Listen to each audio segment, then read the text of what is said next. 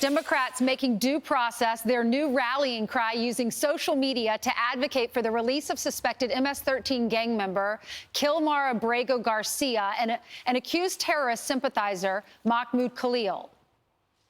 Also here to put Donald Trump and his administration on notice with their abuse of power, that it is not going unchecked. Khalil deserves due process from a system that respects his constitutional rights, not one that isolates him.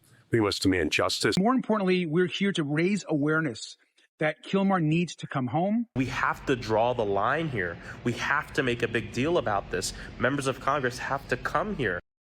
Host of the Brett Cooper Show, we have Brett Cooper here. Hey, Brett, thanks for coming on. Thank you for having me. Good to see you. You're welcome. You're welcome. I know you have a lot of young listeners and viewers. So we wanted to get you on to react to this. They're focused on these illegals. Many of them are in gangs. Many of them are criminals. They're going to their facilities. And then they're focused on these individuals that are sympathizers with Hamas, which is a terrorist organization. Why are the Democrats so focused on this issue?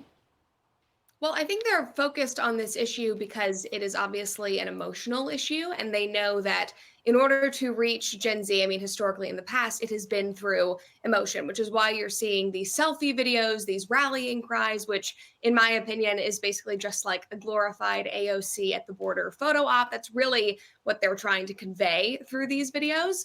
But they know that that has been the way to reach Gen Z, and they're trying all they can to do that. And they're trying through social media. Does it work? Do these messages work for that generation on social media? I think it depends on the person. It has in the past, but again, we have seen such a change in demographics when it comes to Gen Z, even just within Gen Z ourselves. There's such a split between older Gen Z and younger Gen Z of being left and right leaning. And so I think that the tactics that they have been able to use in the past to reach my generation, through social media, using big, broad, emotionally charged language, that might not work the same way that it has in years past. I think they need to listen to their voters for once and actually see how they're responding. Yeah, and Brett, we learned that Dick Durbin, he's announced that he's the #2 Democrat in the Senate, that he is not going to seek re-election. And there's a new poll out of Harvard. They do this poll annually. It's young Americans that are polled age 18 to 29, and their approval rating for the Democrats in Congress is souring. In 2017, it was 42%. In 2020, 48%. And now it's 23%. Why is that? I think the biggest thing is that the Democrats are completely out of touch with their voter base. And you see members of Congress like Dick who are so old. They are aging out. We do not want them in Congress anymore on the left and the right.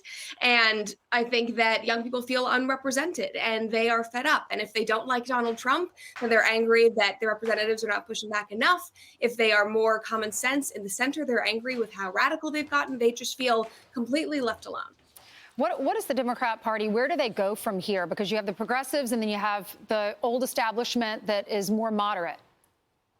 I think that truly they are honing in on AOC, and we're seeing AOC and Bernie Sanders do this whole, fight the oligarchy tour that they're doing around the United States. They're flying on their private jets, saying that they're going to fight the elites, which is so ironic. But obviously, they're garnering a huge audience. And I think that the Democrats are finally waking up to the fact that the establishment elites that they've been pushing for the last however many years, that really isn't speaking to modern Democrats. That isn't speaking to young Gen Zers on the left, the remaining people that they have. And so I think that they are going to have to change course. We will see if that works. We'll see if AOC resonates with as many people as they're hoping. But I mean, that is up for the voters to decide.